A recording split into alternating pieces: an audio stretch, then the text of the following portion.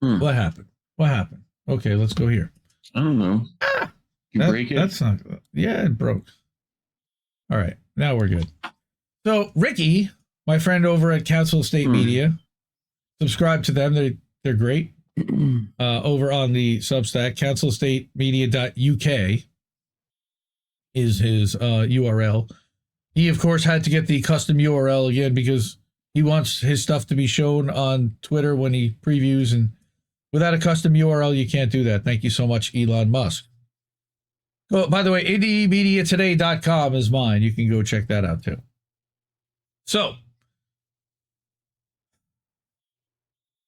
I did not really want to have to cover Israel again this week. Too bad. But, of course, the Special Rapporteur from UN now says that Israel, of course, is committing genocide. And her report, of course, is to be presented next week. But stop! You violated the law. Yes, yes, they have, and repeatedly, and we hear more about it daily, and it's heartbreaking and frustrating. And now that I fixed that, let's see if that works. Okay, now I see somebody's eyes. Okay, that's not right. Okay, back in. How do you break things all the time? How? I don't know. How? I don't know, man.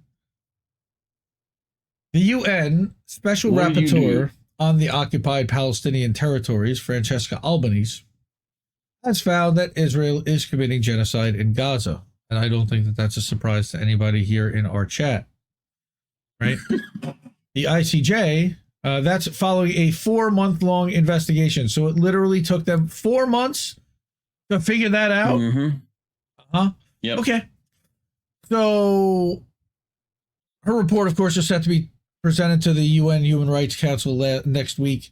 On Friday, Matthew Ho delivered a speech on, I don't know if it was Ukraine or Palestine, but it was a good one. Well, yes. With the ICJ stuff, they said that was supposed to have a ruling like a month from when it was happening, and it's been that. So I thought it was like within a year. There's no time frame for that stuff. Well, no, they specifically said like they reconvene in a month, and I've not seen that. You have not seen that? Oh, okay. I have not seen that. Right. Yep. So this is still significant, right? Yeah. Okay. See, I know what you're all thinking. Francesca Albanese is only stating the blatantly obvious. Yes, like we just said, at this point, saying Israel is committing genocide is like saying Dr. Harold Shipman did not uphold his Hippocratic oath. Like, no shit. Yeah. But this is still significant because it makes Israel's genocide official and puts its apologists in a difficult position. And this is why. They either have to concede the reality of the situation or declare that Francesca Albanese is the secret leader of the Qassam brigades, which means she's Hamas. Yep. Surely the people who pretended UNRWA took part on October 7th and a teenage girl they'd murdered had a Hitler wallpaper on her iPad wouldn't go that far, would they? Actually, don't answer that. Let's just focus on the UN investigation. I should be reading this in British English, as Ricky is also British, but I would butcher it and I wouldn't do that justice. So I'm going to do it like me. So Albanese said to Al Jazeera, I've been spending the last 4 months documenting, investigating, providing context, analyzing Israel's conduct of hostilities, Israel's statements by political leaders and military leaders, because they're doing it in open and having a good time with it, and the actions of troops on the ground who are literally TikToking war crimes. I've concluded that Israel is committing genocide, as I've said it before, but I'm articulating why now. That's nice. Tic-tac-toe, a winner. Oh, good. Who are these people? Israel has made life extremely easy for Albanese to collect evidence by incriminating himself with statements from its officials and TikToks from its out-of-control soldiers who are really fond of women's underwear. And that is literally an entire Twitter thread of Israeli soldiers dancing around in women's underwear. It's really creepy. But to mitigate that, of course, Israel has done its utmost to keep journalists out of Gaza, both by blockading them from entering, and by murdering the ones who were in there. I'll add that. There we go. It has killed an unprecedented number of journalists, as well as beating up and kidnapping an Al Jazeera crew on Monday after destroying their equipment. Why? This, combined with cutting off power and telecommunications, mean Israel has done everything it can to commit genocide in the dark. Yes, that is the intent. All right. Israel has stated that it will not cooperate with 2 UN investigations, presumably because that would mean turning their leaders into The Hague.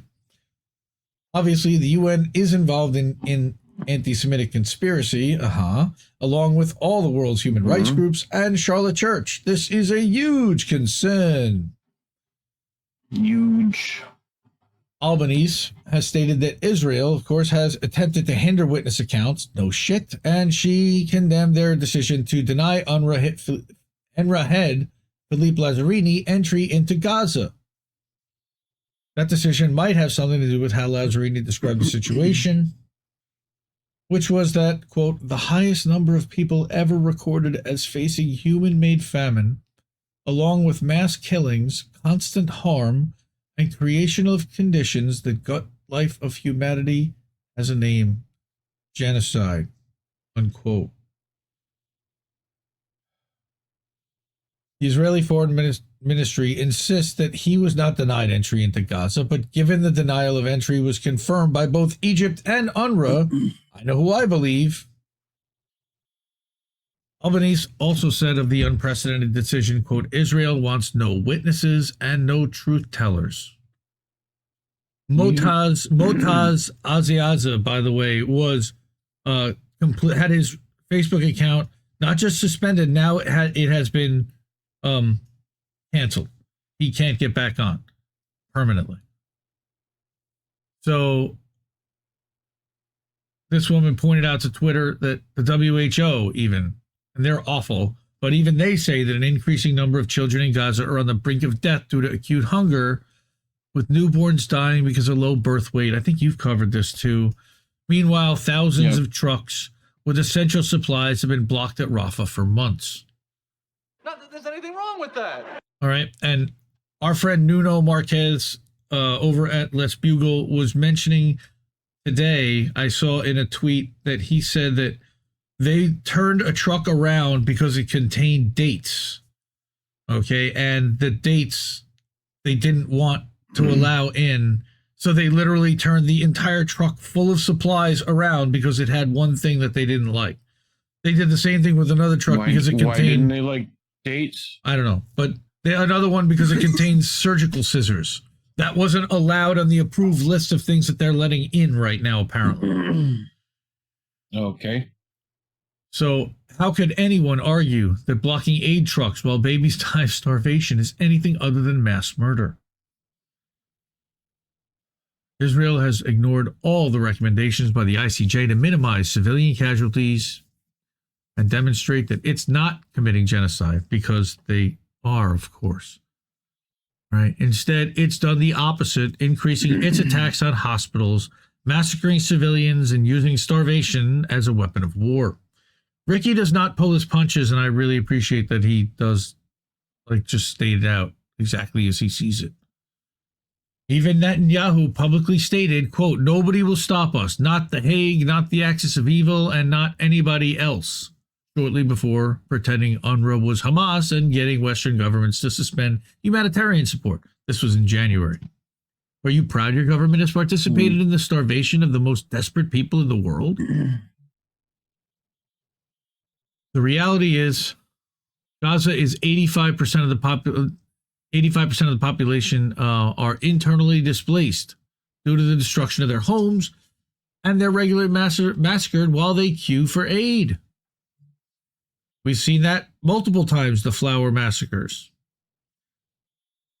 Given the amount of video evidence that shows attacks on civilians and mass graves and the apocalyptic extent of the destruction, it's impossible to deny what Israel is doing, unless you've no shame whatsoever, and most Zionists don't, which is why they've been making the most pathetic denials.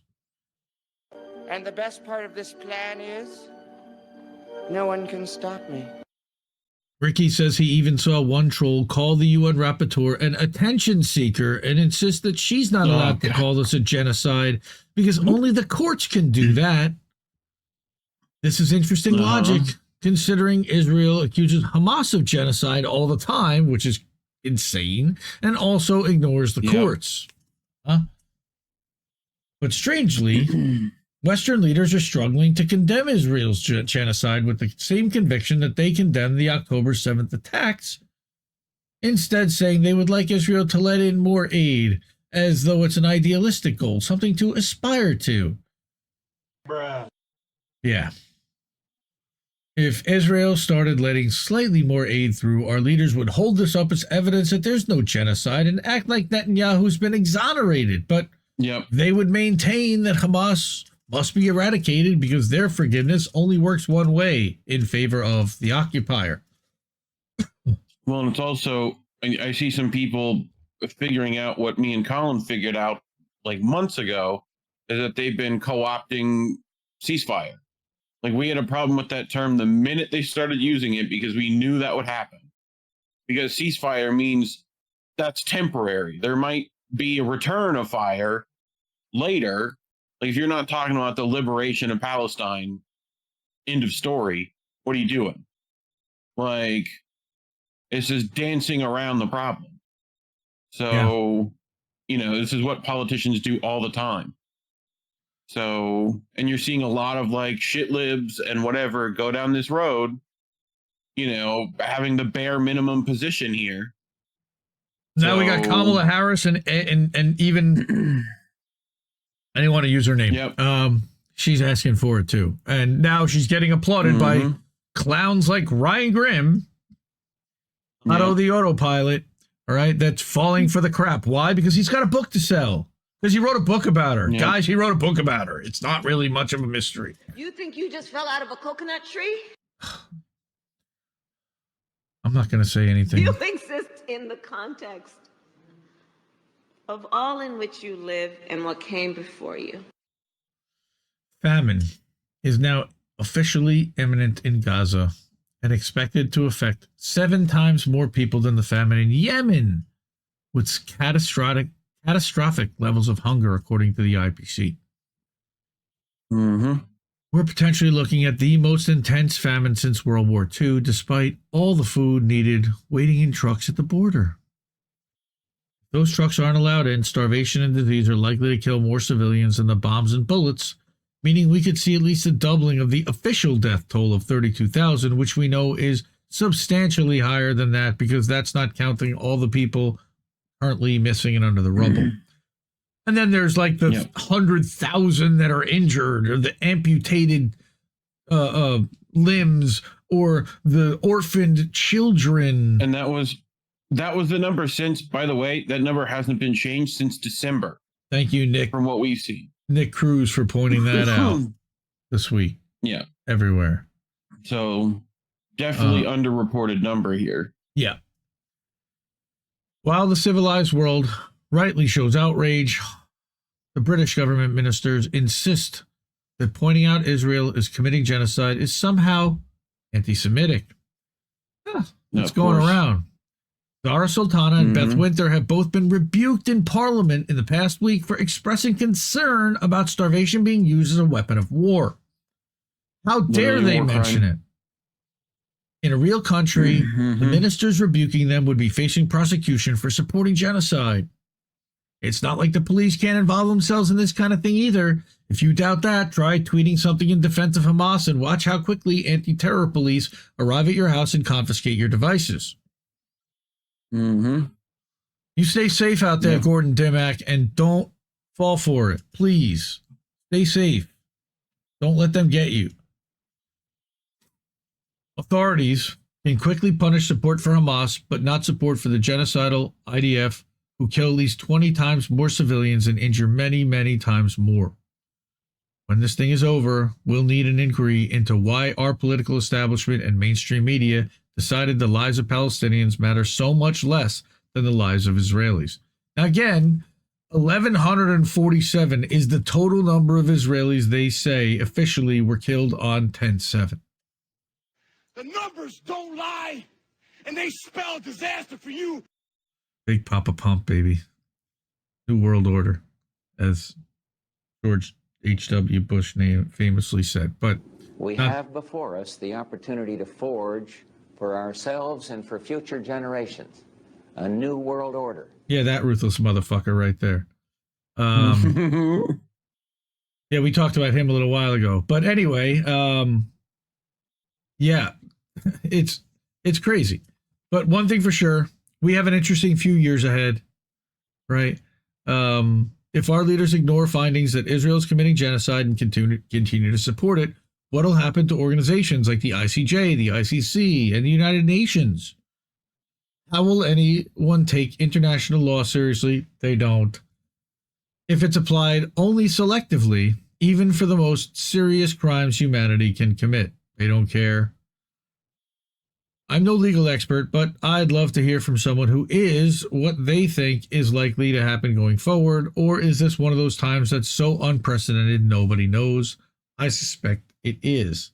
Well, I think that it's not, in a way, except that it is unprecedented in the fact that it's never really been covered up by the West.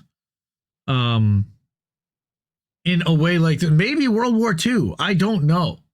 But World War II certainly vilified Hitler and the Nazis and didn't try to cover up Nazis like they certainly tried to fucking cover up in Ukraine. Mm-hmm. All right. So it is unprecedented in that way. And that's why, look, half the world knows what the hell is going on.